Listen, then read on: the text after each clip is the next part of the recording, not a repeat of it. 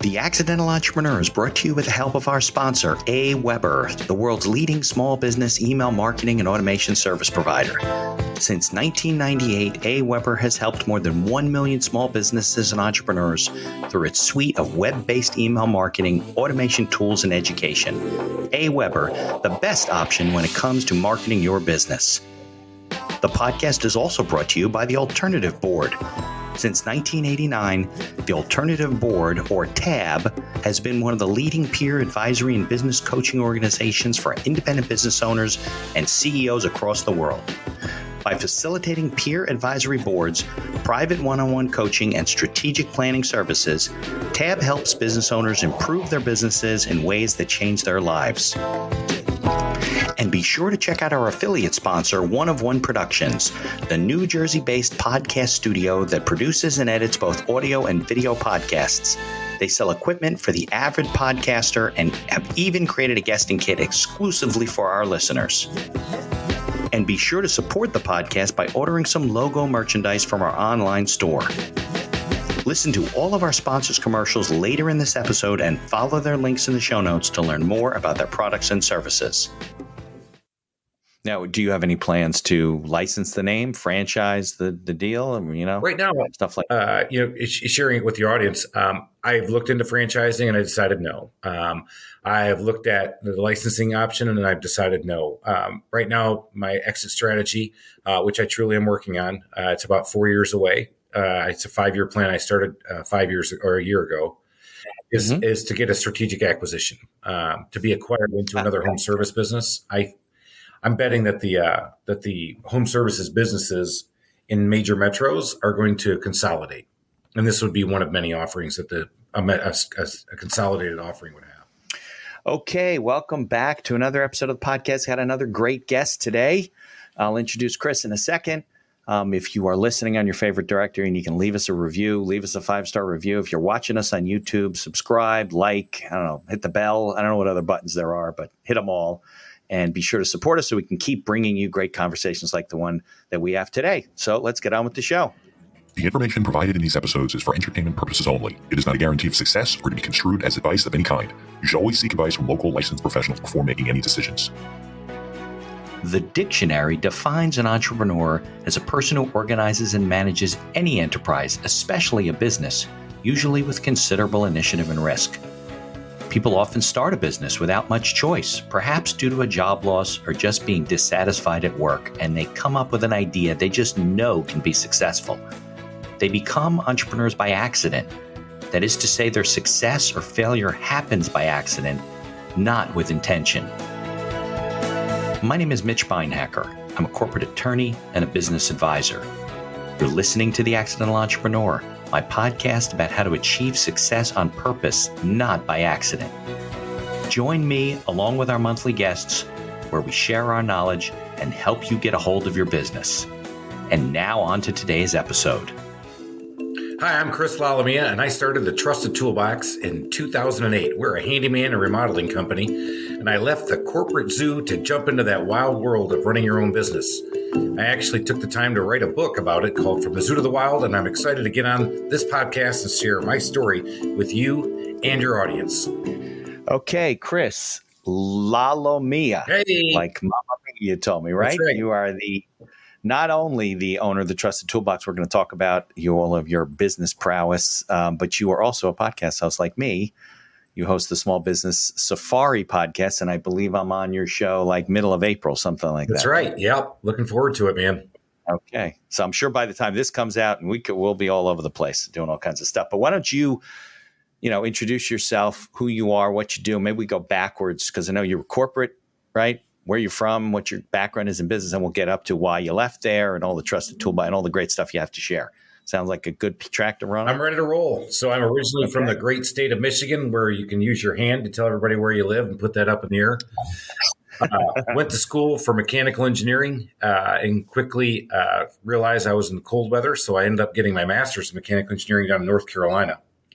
Okay. Went to work in manufacturing because that was my passion. But I've always wanted to run my own business ever since I was 17. And I realized I had zero business experience working as a manufacturing engineer.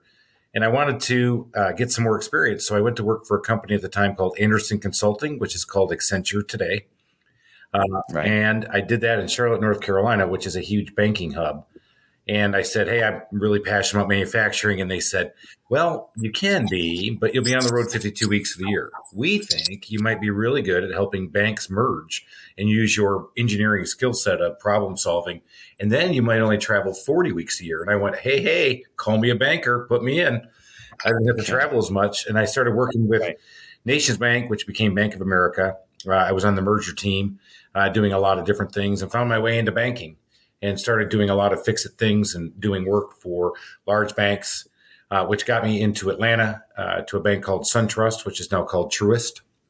Okay. Yep. And I had a pretty successful corporate career. I was definitely intoxicated with the bananas they were throwing my way in the zoo. And that was, I was making good money. I had a job at that point. I had 400 people working for me at SunTrust, running commercial loan ops and reporting. And then I realized I just wasn't doing what I love to do. I just hadn't started. So I started the Trusted Toolbox in 2008. That's right when the recession happened. And that was not the best timing in the world. Yeah, that was when all the real estate crashed. Yeah. And so I figured handyman business, right? Recession resistant. Can't be that bad. Well, it was recession resistant. All right. I was able to grow slightly through it, but really got my chops together, really built a good process-based company. And today, 15 years later, I've got 44 employees. I've got a number of handymen, and I also have a remodeling division. And we've opened up another place outside of Atlanta. We're in the metro Atlanta area, for those listening. I opened up another place in another city called Athens, Georgia, where the home of the University of Georgia is. Sure. Right. Absolutely. So you have an engineering background, you have a corporate background, so management and things like that. So it's kind of a good combination. Plus, I guess you're hands-on, right? So if you have to, the guy doesn't show up or something, you can go out and do, probably don't want to, but You can't see it on the podcast, but my calluses are starting to go away because I've got the guys who are much better at it than me. But yes, I was pretty handy. One of the reasons I got into this business is that my vacations as a kid were really all about working on people's houses, my family members or friends, building or fixing. So it was always something I've always enjoyed doing. So it was a passion of mine. So it's been really easy to talk to people about their homes. And since I've started, I've been in 15,000 homes. Yeah, mostly because your second location is just new. Yeah. Mostly is in Atlanta. Right. Correct. Okay, so then let's delve into that. You're coming out of corporate world. You have some business background. You have some finance background. Tell us about the process, because a lot of people skip the process. They skip the steps. You probably didn't. How did you start sketching out, the business when you said, you know what, I think I'm going to do a handyman type of a business? How did you sketch it out and get that started? Well, before I picked this business, I actually walked down the street in downtown Atlanta to the office of SCORE, which is part of the Small Business Administration. Yeah. And I walked in and talked to one of the old gray hairs, as he called himself, and said, I said, I'm thinking about starting my own business. He goes, do you know what in? I said, not really. He said, well, here's some tools you can use. And then I also recommend you use a business plan. And this is before the internet was really pervasive with all these business plan templates. And I had a very simple business plan template, but I started working on it. Yeah, they have a good one. I've actually based mine that I give to clients on theirs. Good. On the SCORE one. I think SCORE originally, it's just like an acronym now. I think it stands for like Senior Corps of Retired Executives, maybe. Yeah, I should know what the acronym is. Yeah, I don't think they like the acronym, but it's SCORE. But they're a good group. I do a lot of speaking for them up in Jersey too. Yeah, definitely a great resource. And the business plan template, you give it to your clients and people out there thinking about it. I don't see how you could start a business when you know that 1 out of 10 businesses actually succeed and 9 out of 10 fail. And you think you're going to be that 1 out of 10 without a business plan. I think you're just setting yourself up. Crazy. I know. And you know what? If you don't look, it's not guaranteed, right? But you'll see a lot of things coming. You anticipate a lot of problems just by working it out on paper and writing down the skill set that you need and your marketing and how you're going to do it and the finances, right? How can you price your product? Are you still going to make money? All those kind of things. You get to make mistakes for free, as I said, because I've made plenty of mistakes that cost me a ton of money since I started my business. Right. Well, we all make mistakes, right? So you want to limit those to the smaller ones and don't make the bigger ones and learn from other people. I love SCORE. I think it's a great place for people to start with a resource of, talking to somebody who has experience, who can guide you along so you're not doing it on your own. Yeah. The other thing that I did, I felt like I did a really good job of this, but I'll tell you how I screwed it up. Is that I developed a list of mentors, guys who were good at marketing, people who were good at branding, people who were good at finances, people who were good at CRM systems, people who were good at delivering home service solutions. People you could tap into for advice about different things. And so I shared my business plan with them. The one thing I didn't do is I didn't go share it with somebody who was currently in the business I wanted to get in. I shared it because I figured that they wouldn't share with me because I was going to be a competitor. Now, as I've learned now in the entrepreneurial world, just ask. And you'll find most guys will probably say, yeah, man, I'm happy to tell you how hard this freaking thing is. Right. No, I think the people that are truly in business and are confident with what they do, they don't think like they're going to share something and all of a sudden you're going to put them out of business. Like that's, I know lawyers that are like that, and they're like, well, if we give them this for free, they're just going to go do it on their own. I'm like, you think practicing law is that easy that they're just going to be gone and never talk to us again? I mean, come on. Exactly right. Yeah. I mean, bitch, you could tell me everything about being a lawyer and say, all right, man, go ahead. I would fall Right, because I've been doing this 30 years. I've written hundreds and hundreds of thousands of documents and so forth. So, yeah, good advice. Tab, you heard in the opening sponsors, the Alternative Board is one of our sponsors. I'm a big proponent of, either getting a couple of mentors, creating a small advisory board, having people to run things by. But I think your point about tapping into industry experts and people that have experience in that area is huge. Yeah. And for anybody listening, if you're thinking about home services and handyman, I'd be happy to talk with you because I'm going to tell you, it's really hard. Yeah. Everything's hard if it's good, right? If there's opportunities to do well, make money, it's hard. It's not easy. It just doesn't come. So, well, what kind of things first of all, you said you did it wrong because you should have tapped into somebody from the industry, but what kind of things did you learn talking to those people, or did you learn nothing? I learned a ton. Again, coming out of this business, into this business, I had never done marketing. And one of my big aha moments, literally a month into my business, was when I look back at my history, I had never been in a B2C business. I had always been, my first job in high school, I was a machinist while I was actually working on the dock. And then I got promoted to start working as a machinist. Then I went off to college. Then I worked as an engineer. Then I worked as a consultant. Everything I did was B2B. I had never worked in B2C. I had never flipped a hamburger so much as done anything. I've opened up a storefront. Dealing with consumers directly. And I just went, uh-oh, what am I doing? But I had tapped in and I had built a good brand. And so I got a lot of good feedback there. The one thing also that I didn't do, and I will share this advice too, because I share it all the time now, I didn't share my pro forma with many people. And my pro forma was built on a 20% net in the home service business. Meaning that was your gross you thought you'd make 20% net. And if you're in home services, you are not making 20% net. I have been at this and talked to so many people throughout my podcast, and everybody who shares 20% is about double of what your best year will ever be. It's a 10% margin business pretty much. And so, is that before taxes? That is before taxes. That's EBITDA basically. That's EBITDA. Okay. Yep. So it's a tough business. And one of the things I didn't share that. And so one of the things you can put yourself as a test together is you put it together. And here's my question. If you take your revenue projections and put that in half, and you take your expenses and you double it, is that still a business you want to start? Yeah. Right. Because it's first of all, you and I know the pro forma is not going to play out the way you think it's going to play out. So you're going to make mistakes, and you got to have room for mistakes. When you try that really a big stress test on it, I tell you, it was a gut check. And looking back on it, would I have actually I've answered this question? I probably wouldn't have. No, knowing that it's a 10% margin business, you'd be like, that's not, margins aren't big enough. Right. Because I had only known the consulting world and the banking world where if you're going to provide consulting services, the margins are higher. So I probably wouldn't have, but here I am. I kept going after it, and at least twice I probably should have shut the business down, but I'm so hard headed, or I'm like most entrepreneurs, I'm optimistic, and I love solving problems. So I sat there at 3:30 in the middle of the night on my couch, crying myself to sleep, trying to figure out what the hell I just did. I woke up at 7:00, got after it, and kept going, and here I am 15 years later on an overnight success. Yeah, right. It's always an overnight success. It takes 15 or 20 years.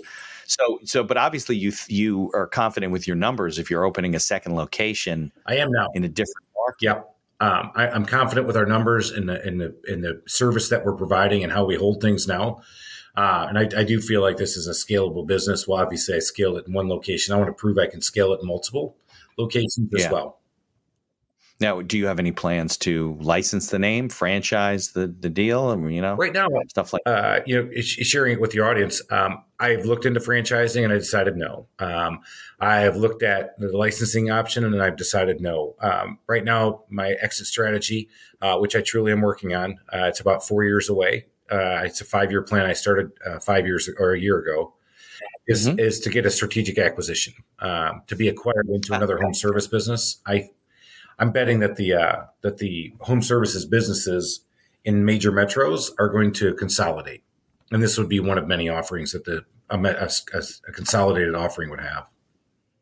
Got it. Now, you also formed, if I remember from your bio, some sort of a trade association for handyman, or Well, so it's called the Home Service Institute. We actually provide training to other home service-based businesses around customer service.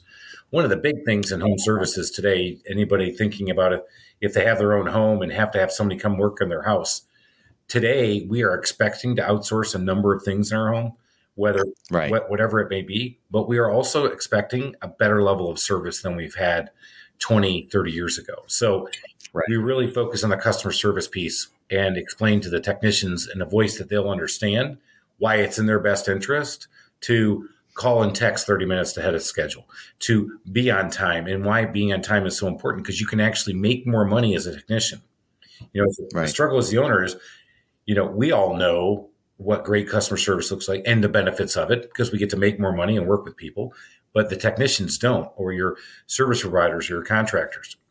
And when you explain to them, hey man, you can have a better life, have a better transaction and a better day, a better start to your day if you just follow these things, they're buying in. So we developed a series of videos and training modules that can be delivered remotely, served through the web. It's called the Home Service Institute.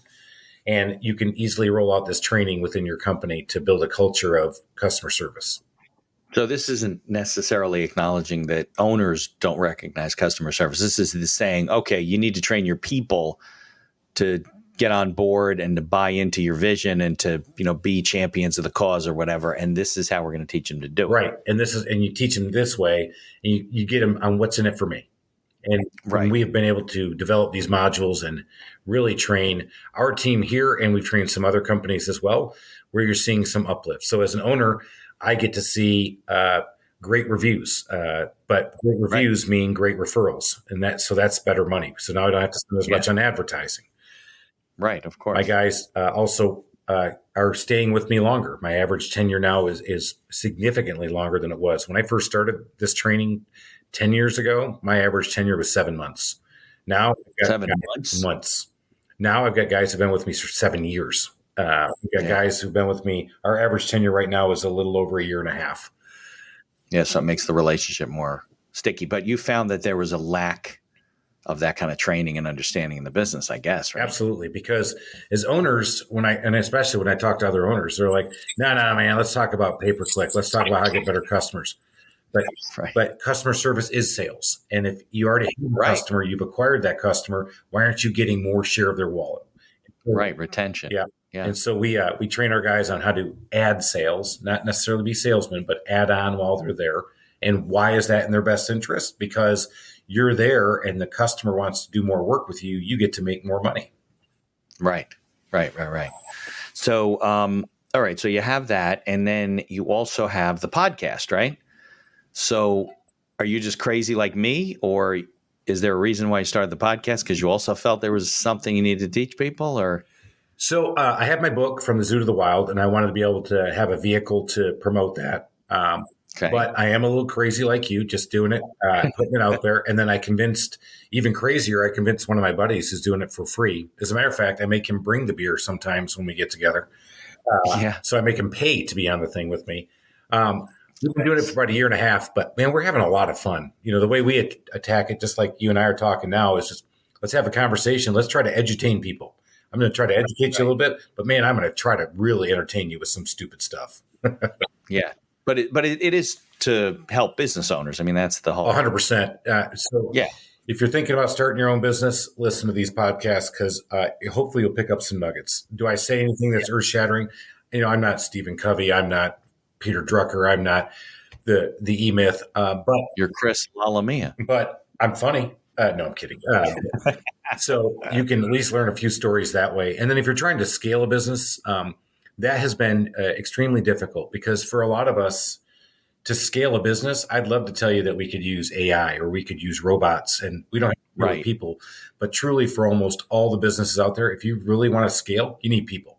And if you need people, you need process. And if you need process, that's a boring conversation, but we try to make it fun. So we talk about different ways people have scaled and try to bring people on who are experts in scaling and start to take those little steps. Because it's not from day one to year 15 and here I am an overnight success. There's been a lot of trial and error. Of course. And when you talk about business development like that, you can't just put out ads and start bringing in new business. You have to be able to handle the business and have people to support the business. And it's definitely a challenge. All right, good. So we're talking about, let's talk a little bit about your book, because I think that that's kind of where it all started and all this stuff's kind of sprouting out of it and why you write. I'm writing a book too. It should be out. I don't know. We're waiting for a copy from the publisher, but everybody seems to be writing a book. So what made you do the same thing? Right. So everybody's wrote a book. Everybody has a podcast, blah, blah, blah. Why do you do it? And the reason is I just felt like I wanted to get my voice out there. It's an easy read. I've actually got one with me from the Zoo to the Wild. But I wrote it for somebody like me, little ADD, little time starved, rather listen to a 10-minute podcast or an Audible book. But I wrote it for somebody like me where you're going to pick up a few nuggets. So it talks about my journey of leaving the corporate world. My aha moment was I looked at a gorilla in the zoo and I was strolling my kids through the Atlanta Zoo here. We had a famous gorilla called Willie B at the time. And I looked at him and I'm like, look at you, man. You thought you were the king of the jungle. Now I know it's the lion. But I was looking at him and he's in there. He's got a tire. A handler threw in a bunch of bananas. He went over there and ate them. And he had these 4 plexiglass walls around him with one door that took him out there. And I went, God, man. I mean, I here I am, king of the world myself. I'm top of the world. I had 400 people working for me, Mercedes, custom suits, taking time to take my kids to the zoo. And as I was strolling away, I went, oh my God, that's me. Right. I'm not in the wild world. That's booth, right. So I talk about that. I talk about the business planning journey. And then in the second half of the book, I talk about training what I call my lone wolves. My home service providers are carpenters and electricians and drywall specialists and painters. And these guys are all skilled artists, but they really view themselves as lone wolves. And so I invite them into our wolf pack because it's a delicate move on how you handle them. And I don't care if you're in computer programming, because I've talked to guys about this. And if you think about it, even in a law firm, right? If you try to choke down an associate too much, they're not going to be much. You want them to be that hungry lawyer that's going to go out there, solve problems, and try a case the right way or develop the right angle and argument. And if you choke them down too much, they're going to come to you. And what are they going to ask you? Hey, Mitch, how do you do this? Well, that's why I hired you, buddy. Right. Make them self-sufficient. Yeah. Yeah, absolutely. So that's the book. It's it is definitely about my journey. I felt like I was on top even 6 years ago. I felt like I was doing really well, and I had a mentor come to me and say, "Wow, I was giving him my update, promoting myself, feeling like I had finally gotten there." And he looks at me and says, "Man, it sounds like you're kind of in a rut." I was like, "What?" This is when you were at the bank? No, this is when I was running my business, and you were already in the business. Yeah, I mean, I felt like I was there, and he called me on it. He said, "Man, it sounds like you're in a rut." And I went back to my office and spent 4 hours on a Friday night from 6 to 10, and I went, "Wow, he's right. I'm in a rut." So I had to rethink my process and what I was doing and get myself out of that rut and continue that growth journey that I was on. Got it. Well, I think that especially as entrepreneurs and small business owners, we always kind of, I don't know if the word is reinventing ourselves. I mean, people do that and they reinvent themselves and maybe they start a different company or they change careers or whatever. But I think we always kind of have to maybe refresh is a better word, right? Because we do get in a rut and we do kind of get caught up with the day-to-day, which is some of what the strategic planning is all about, working with mentors and, keeping, outside the forest a little bit when you're working on your business as opposed to working in your business. But I'm curious, and maybe we could do this. We'll take a 2-minute commercial break, which, like I told you before, hopefully will work. Didn't work in the last episode, but that's okay. And then we could talk about some advice for, people in different industries, what mistakes you see people make on a regular basis and how to kind of, overcome those. Don't get in the rut keep growing the business. And you don't have to be the person that scales. You can do whatever you want. That's one of the beauties of being a business for yourself. But, the things that you've learned along the way, some of which I'm sure we'll discuss on your podcast as well. But I think it lends itself to multiple conversations, if that makes sense. Absolutely. Yep, I agree. All right, let's jump to the commercials and then we will come back. So hopefully you will hear these. Here's a word from our sponsors. Looking to market and grow your business? Or perhaps you're just getting started and want to hit the ground running? AWeber is the best choice for online email marketing and automation of your business. From maintaining a subscriber list to drip campaigns and landing pages, AWeber gives you tools and integrations that make marketing easy and fun. As our partner and sponsor, we use all their tools to promote the podcast and market our law firm. AWeber, the best alternative for online marketing. For over 30 years, the Alternative Board, or TAB, has built a thriving community of forward-thinking CEOs and business owners who want to radically improve their companies. Through unique combinations of one-on-one business coaching, participation in monthly TAB board meetings with other non-competing owners, a suite of strategic tools, and customized strategic planning workshops, TAB membership can deliver greater strength to your business and a better work-life balance for you and your family. All packaged in a streamlined and affordable service that the people at TAB invite you to try risk-free. Maybe you're looking to get into podcasting, or you just want to market your business. Maybe you want to do it for enjoyment, or because you have a message you want to get out there. One of One Productions is a New Jersey-based studio just over the George Washington Bridge that caters to the booming business of podcasting. They offer a comfortable atmosphere using the latest technology available to record your podcast. And they are a full-service media company offering both audio and video production services, creating both audio and video podcasts, as well as video shorts for business and personal use. Professional audio equipment packages are available through their website for all budgets. And be sure to check out their podcast guesting kit, created especially for our listeners. Follow the link in the show notes to learn more about all of our sponsors.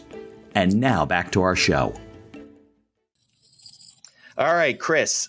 So welcome back from our extended commercial break. It's been so long that I actually appeared on your podcast. How about that? Yeah. And people may notice your shirt changed a little bit. So Chris and I were talking in the first half of the show, and in their infinite wisdom, the cable company decided to cut the line to his building because they're doing work in the neighborhood, and we totally lost connection. So we had to reschedule the second half of this. But Chris, we were starting to get into advice for, entrepreneurs and business owners and things you've learned and advice you give out on your podcast and all that kind of stuff. So why don't I take it from there, and then you take it from there, and then I'll ask you questions as we go along. Yeah. So I'm glad that we were able to get back together. Yes.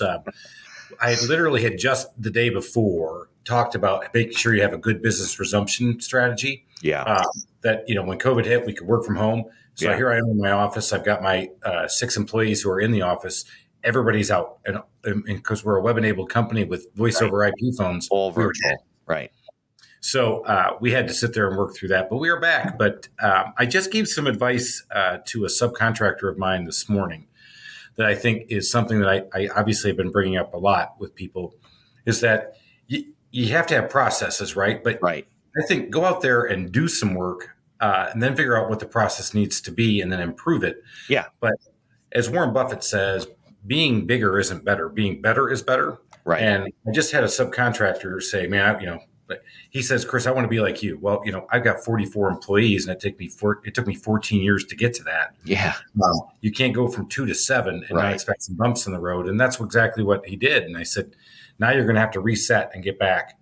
Do what you do best. And I told him a story that at the time, as a handyman company, we did all handyman work. So one of our biggest jobs was probably $12,000. Okay. Well, one of the sales guys landed an $80,000 bathroom and basement remodel.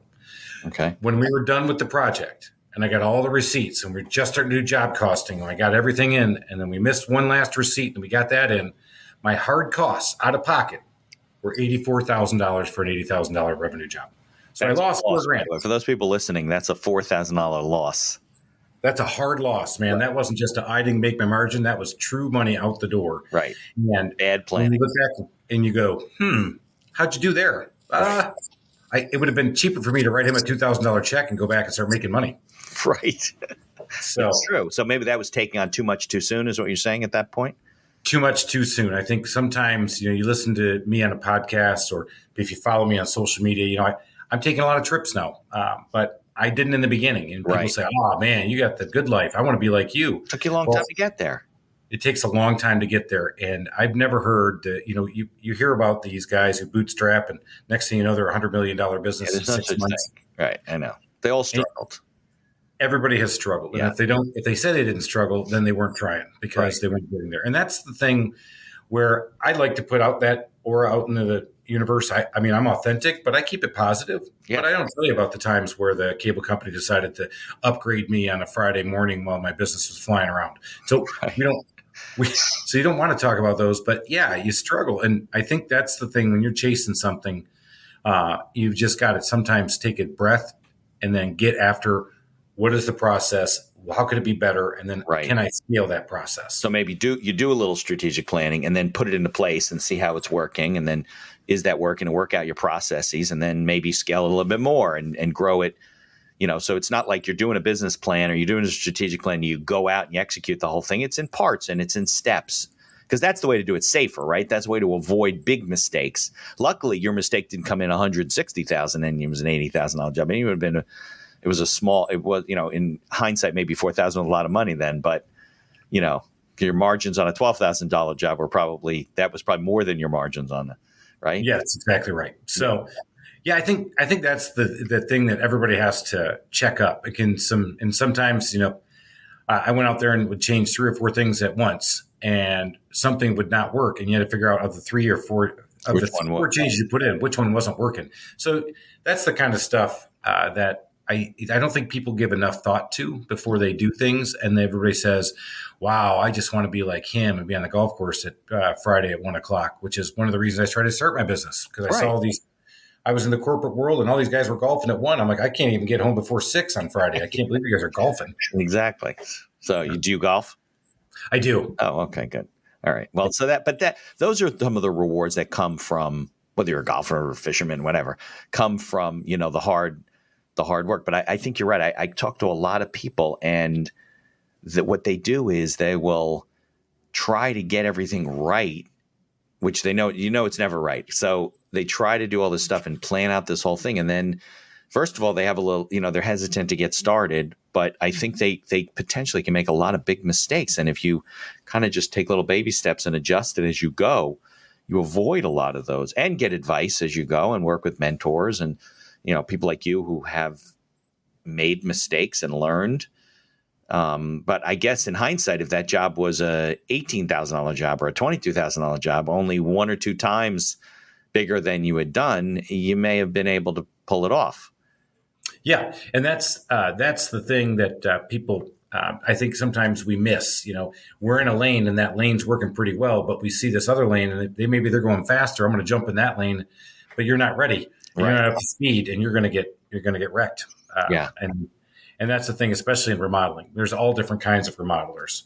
There's the jacklegs who have their pickup trucks and come out of their basement, and then there's the design build firms that have a studio you go to pick out selections and get to see a 3D rendering before you even start your job. And so, those guys are $500,000 plus guys. And of course, so different client, different customer, different jobs, different contracts, different pieces that are moving around the board. The other guy just manages on his own. Yeah. Local. Right.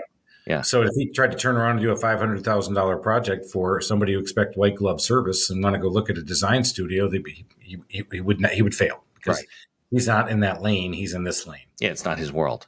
Yeah. Yeah.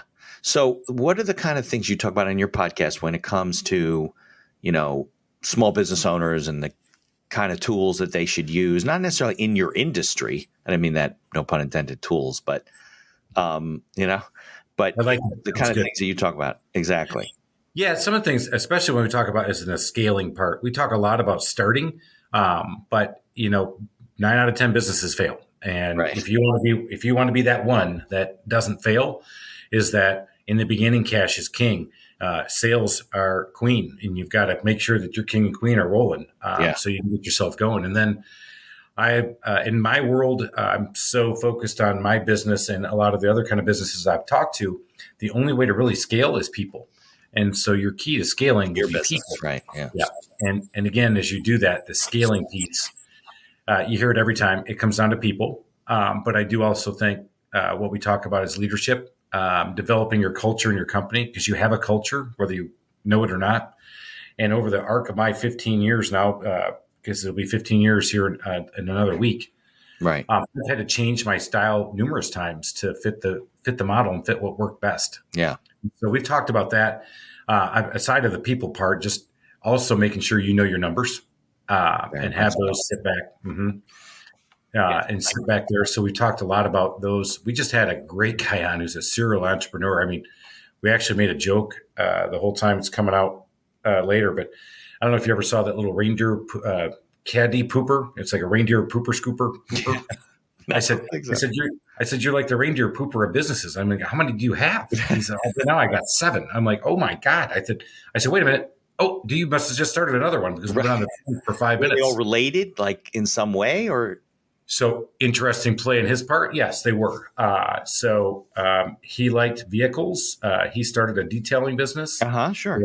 He and his wife actually were the ones doing the detailing. Then they realized they needed a software to run that detailing business because they started to scale. They needed processes and they needed job descriptions, but the software became software. Now he sells to other detailers, window tinters. He created the software to run the business. Yeah. Yeah. We created that software. And then people were coming in saying, man, I really like the other cars I'm seeing getting detailed, because usually people who are getting their cars detailed are usually a little bit nicer clientele. Yeah. But they couldn't find other exotic vehicles. So they opened up a car dealership. I'm like, oh my God. That's a bigger endeavor. Whoa. Right. So got a business partner. He actually runs a cell phone company, sells cell phones out of a kiosk. It's just, and why was that complimentary? Because people were in there and they were on their phones, and he just got like one thing led to another, basically. Yeah. And so how was he able to pull it off? We talked about that, and it was obviously he had to have the right people in place, and he had to know the right metrics to follow and measure. Yeah.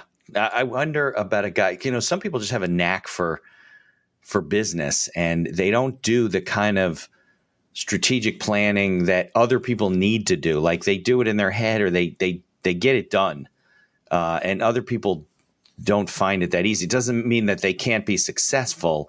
It's they got to be a little bit more methodical. They have to things written down. They have to kind of strategize things a little bit better. It sounds to me like this guy would just like roll from one thing, Yeah, it was almost as good as your interview. Okay. But, but I mean, his energy, and you're right. I think this is the kind of guy, which is, I think this would be interesting. I don't know if you'd agree with this or not, but if I said, hey, you're going to start a business, but you have to start it the Disney way, and you got to have a business plan, and I need to have that 20-page business plan in my hands, approved, embedded through a committee, and then we'll let you start your business. I think that would probably drive him insane and drive him to start it.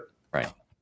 And I think most business owners don't need that level of detail either, but they need to have a place to go back to and say, what was it that I was going to do? How was I going to do it? Why didn't that work? Yeah. It's like you said, I think you test a lot of things, but if you do too many at one time, you can't really determine what it is that's wrong. Yeah. When I first started my business plan said I was going to pay my guys on a percentage of the job. So in our world, if I charged $1,000, I would pay them $240. Okay. And so that's what I was going to do. Well, when I first got started, I didn't have the jobs and I didn't have the discipline. So I just paid these guys by the hour. Here I am 6 months into it. And I realized I'm just paying them by the hour. And in the month of January, we had a cold snap here where actually we had to shut down because of an ice storm for 2 days. I went to pay everybody on a weekly basis. I paid out more in payroll than I did in revenue generation. I didn't bring in enough revenue to cover their payroll. So these guys were still on payroll, even though they weren't able to go work. Yeah. So 3 weeks later, I changed the whole thing back to what my original business plan was.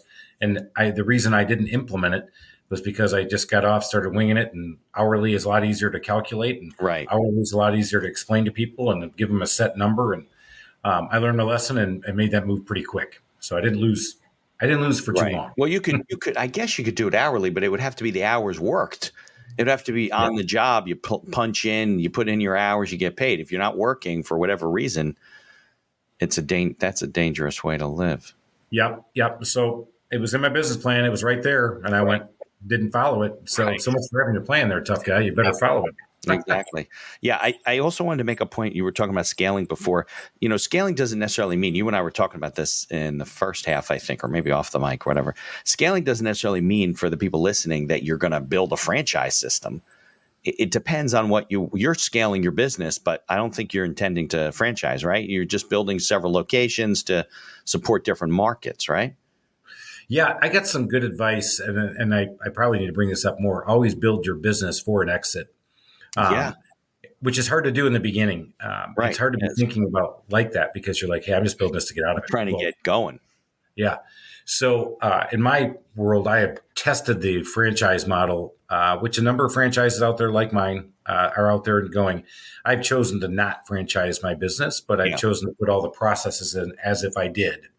To be able to run a. Because if somebody wants to buy it, they might have the inclination to franchise. I know I have a client up here that owns a Mr. Handyman franchise. He bought it from another guy who was looking to exit, and he was a corporate guy. He's a little handy, I guess, but he runs the business. He's got guys working for him, and it was an ongoing business. And I don't think he would have bought into it if it wasn't a franchise that had a support system. I mean, that's really what a good franchise comes down to, right?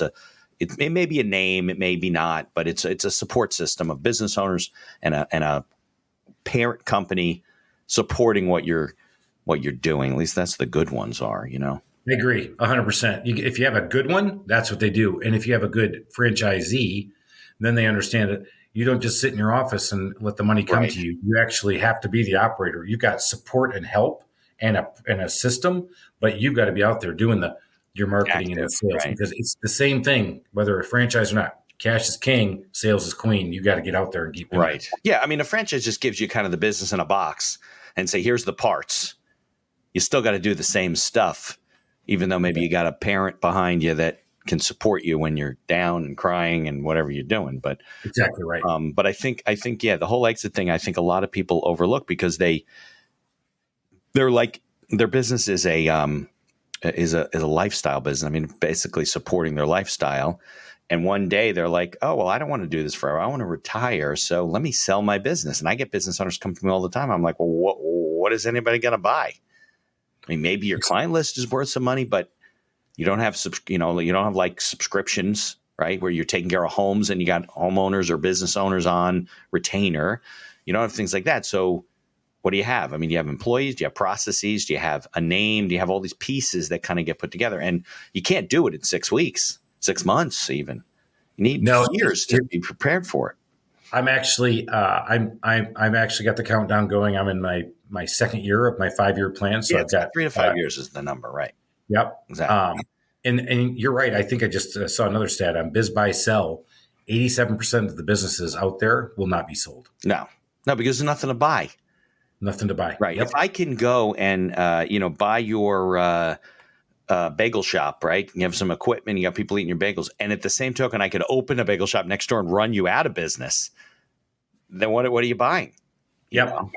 What are you buying? So that's where I'm trying to shift. And I intentionally said, I had a guy ask me, is this a capital appreciation play, or is this a lifestyle play for you? And I said, well, it's going to be a lifestyle. Right. And now he's a mentor of mine, and I actually have him on the books in a month to get back together and say, okay, now lifestyle, but I want to exit that lifestyle, or be able to have it support me but while I'm doing other things. So I'm going to have him. We're going to just knock it around a little bit, because there's software plays out there, guys who build their software, don't draw a dime, put all their money back in their business, keep going, hopefully to get acquired for that big exit out. Right. Which again is another very hard thing to do. Very hard. It's risky. Yeah, and very risky. Yep. Yeah. Well, you want your business to support your lifestyle, to give you income, and to eventually make it easier for you to work less. Yep. I think that's why as you start to build for exit, or start to think like that, you actually make some different choices. I mean, I've made some choices on, I didn't jump in to solve a problem. I made the team solve the problem, and now that problem is not mine, and now it's theirs, and now they have a way to do that. Right. And I'm the last level of recourse when it comes to escalation of issues. Yeah, there's definitely there's a skill to leadership and managing your practice and empowering your people. I know a lot of people that they didn't exit their business and sell their business. There's nothing to sell, but they have really good people working for them. and they don't have to be in the office every day, and they have a lot of flexibility, and they can go work on other businesses, looking at ventures, whatever they happen to be doing, because they put the right people in place. They trusted the people to kind of learn and get empowered. I think business owners have a lot of trouble with that. Like it's with children, right? You're just afraid to let go. And at some point you have to try. If it doesn't work, then maybe that person's in the wrong job, or they're the wrong person for the company or whatever. But you got to kind of shake that out. And I think a lot of business owners are afraid of that. Absolutely afraid of it, right? Because that's your baby, it's your reputation, and your reputation will take some hits, and you're like, how come that individual let that happen to my business, right? And now you have to decide how you're going to react.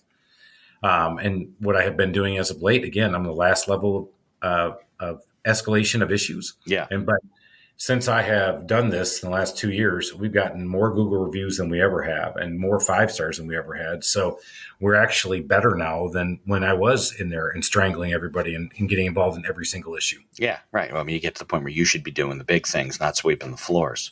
Yeah. I think another trap that business owners tend to run into as they become successful, the 1 or 2 people, it's often usually one person, right, who was with them from early on and kind of was their assistant, and then grew up to be the office manager, and is got 14 hats, and he or she never gave up certain things, and their job was never redefined.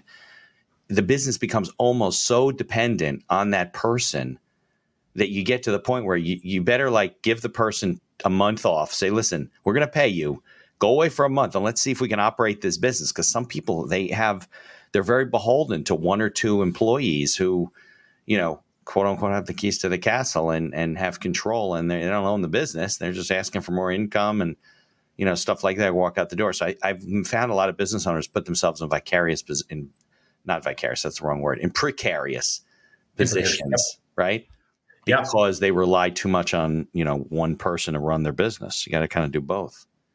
And it's harder to do what I feel like I've done is been able to separate duties. Yeah. So I'm not beholden to one person. Right. But you know what? It's a lot harder to do that. It's more expensive, and you make less money because that means you have to have 2 people where you thought maybe just one could have pulled it off. Right. But you're not in that position, like you said, where if that person came into you on a Friday afternoon at 4:00 and said, I'm not coming back on Monday. I'm done. Yeah. And business owners do that, and they scrounge around and they're like, where were the keys to that? I think it was in her desk. Who had this? I think he did. And it's, it's difficult. And like you said, it is difficult and it is more costly, but I think the risk of losing that employee it's a bigger impact on the business if it were to happen. It's like buying insurance, right? You think, well, I mean, it's not going to happen, but if it does, you're out of business without insurance. Right. So you don't even have a choice. It's not a question of how often, what's the chances of you dying in the next 5 years? Probably not very high, but that doesn't mean you don't buy life insurance because it's happening to somebody. And if it happens to you, the business falls apart, Yeah. Yeah. It's definitely, that's one of the things I did. I put in my book is that I had a functional org chart from day one. Now I filled every box. Nice. Right. But it doesn't have to be full at the beginning. Yeah. So, and then my first office employee was my first CSR.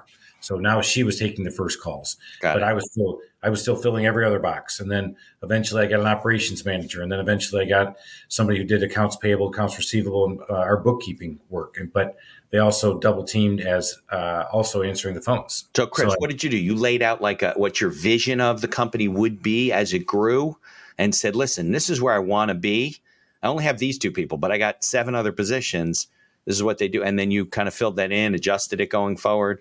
Exactly right. So I had a CSR. Customer service representative, right? Customer service. Yeah.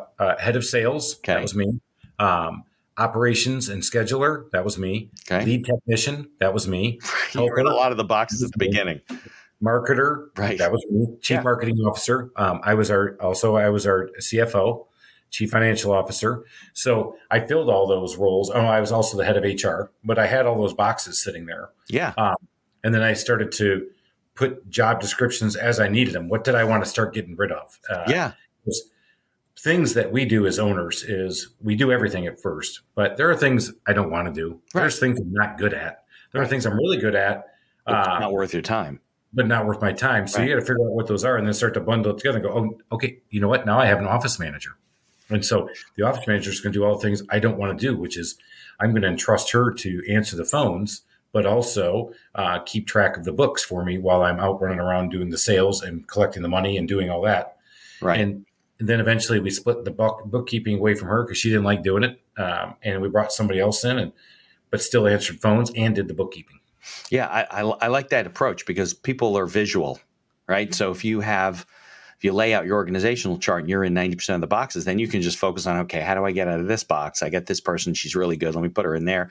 How do I get out of this box? And then slowly but surely, you're the last guy on the top and you're not filling any other boxes.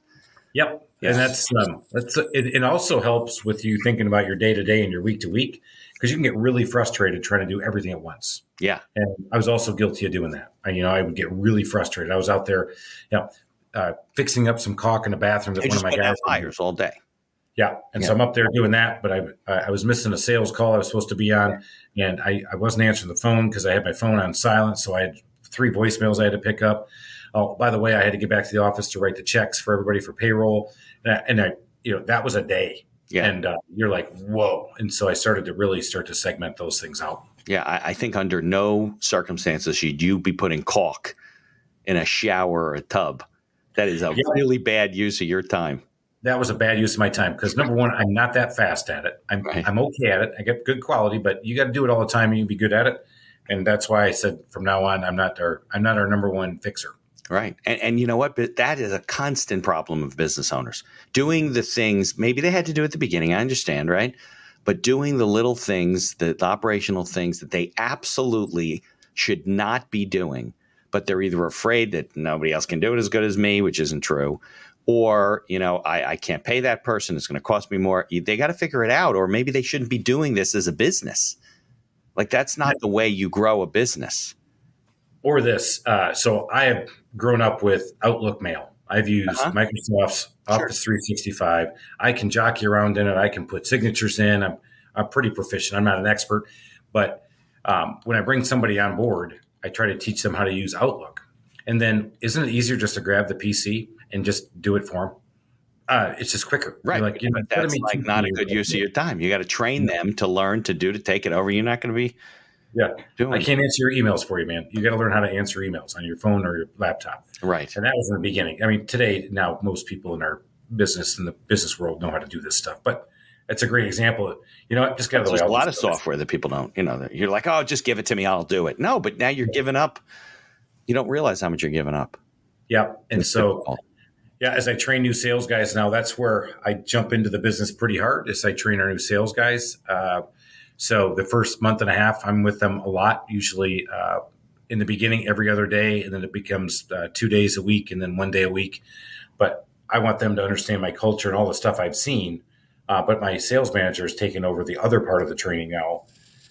So that's one spot where I jump in and, you jump in and you start to teach these guys our software that we use to write estimates. And again, it's easier to just give me that thing. Right.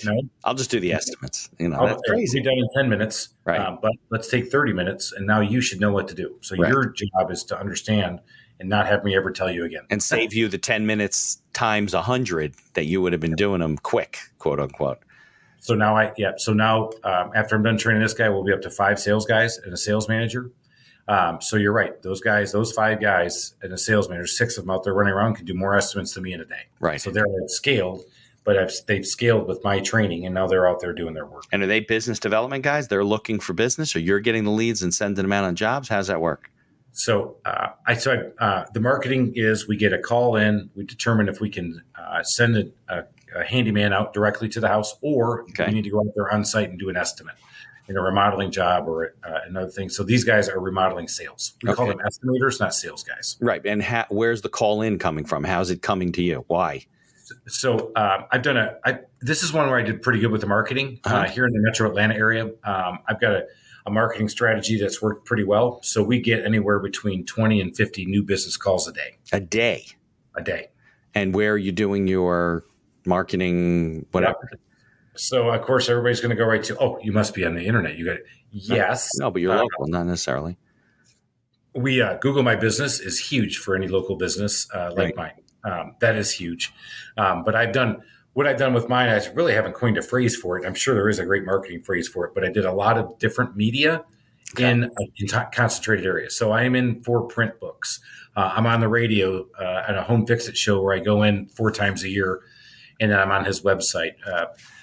I also do a lot of networking and contractor referrals. So larger contractors refer us on the smaller stuff. Right, but it's not profitable for them to deal with it. Right. So back to the stay in your lane. Those guys know that for them to deploy their high white glove remodeling service to go fix Susie's sink that's leaking, right, doesn't work for them. No way. Yeah, absolutely. But we've been able to make it work. So that's been good. For me, believe it or not, pay-per-click has not been as good as I thought it would be. Okay, because that's very targeted, right? It's very local. Very targeted, very local. Our SEO, our website, does pretty well. We get anywhere between 1,300 and 1,500 unique views a month. Decent.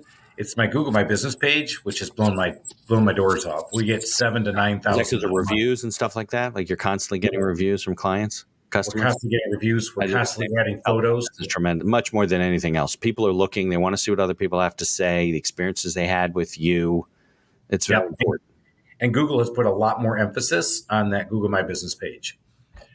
In fact, they've got another name for it. You have to go through the map now, but Google is, again, a purveyor of information. You have a request. They want to make sure they're getting the best information to you based on your request. They're always analyzing it back behind the scenes. But the one thing they also are is they're a business, and they want to keep you on Google's website as much as they can. Of course. To get people to pay for advertising, right? Right. So our Google My Business page in a home service environment or anything that's locally based, if you're not focused on that, that is just so easy, low-hanging fruit. That's not spending $5,000 a month on pay-per-click and another $2,000 on SEO. This is just put some photos out there, some reviews out there, put it out there, and you'll see it start to work. Yeah, absolutely. All right, so I know this is a half a show, so we're coming up on 30 minutes. All right. Before you drop off, we go to the closing credits. Tell us about, because I know about it, but tell everybody about the podcast, your podcast, how they can connect with you, learn from you, all those types of things. Yeah. So my podcast is the Small Business Safari, where we kick it around, bring people on to help you understand how to either start a business if you're thinking about doing it or scaling a business. It's called the Small Business Safari. Love that. So you can always find me out there on LinkedIn. I have a pretty fun page on Instagram called the customerservice.freak because I'm all about customer service and building that. And so you go out there and check me out. And I have a website called chrislalomia.com where you can find all our details about my businesses between the Home Service Institute, the podcast, and then the Trusted Toolbox, which is the big one. All right. Well, I thank you coming back on to finish the show. I thank the cable company for allowing me to stay connected to you. Exactly, to keep you in business. That's always nice. I'm going to play the closing credits. I hope you hear them because that means it's working, but who knows what's happening these days. And let's, definitely stay in touch. Absolutely. Yeah. I look forward to it. I definitely want to stay in touch. All right. Thanks, Chris. All right, man. Thanks. Thank you for listening to this episode of The Accidental Entrepreneur. Opening and closing music written and performed by Howie Moskovich and made to order music. For information about Howie and his music services, please follow the link in our show notes. If you like the podcast, please tell others about us. You can find us on Apple Podcasts, on Amazon Music, Spotify, Google Podcasts, and most of the other podcast directories. If you like what you hear, please leave us a 5-star review and feel free to share our episodes on social media. If you have any questions or comments, ideas for the show, or you'd even like to appear as a guest, reach out to us by email at info@beinackerlaw.com. The Accidental Entrepreneur is hosted by Mitch Beinacker and produced by Beinacker Law.